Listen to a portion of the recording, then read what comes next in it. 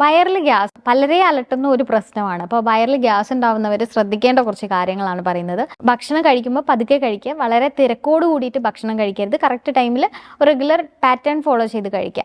അതോടൊപ്പം തന്നെ ഭക്ഷണം കഴിച്ചുകൊണ്ടിരിക്കുമ്പോൾ സംസാരിക്കുന്നത് അതും ഗ്യാസ് ഉണ്ടാവാൻ ഒരു കാരണമാണ്.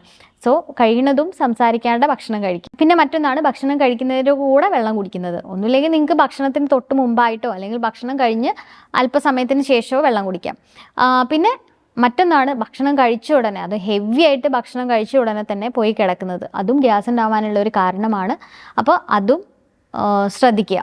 പിന്നെ കഴിച്ചതിന് ശേഷം ഓവറായിട്ട് എക്സേർഷൻ ചെയ്യുന്ന ആളുകൾ, കഴിച്ചു പെട്ടെന്ന് പോയി ഹെവി ആയിട്ട് എന്തെങ്കിലും എക്സസൈസ് ചെയ്യുന്ന ആളുകൾക്കും ഗ്യാസ് ഉണ്ടാവാം. അടുത്ത ഒരു കാര്യമാണ് ചായ, കാപ്പി അല്ലെങ്കിൽ സോഫ്റ്റ് ഡ്രിങ്ക്സ്. ഇത് ഭക്ഷണത്തിന് ശേഷം അമിതമായിട്ട് കുടിക്കുക അല്ലെങ്കിൽ കൂടുതൽ അളവിലായിട്ട് കുടിക്കുന്ന ആളുകളിലും ഗ്യാസ് കൂടുതലായിട്ട് കാണാറുണ്ട്. അപ്പോൾ ഈ ഒരു കുറച്ച്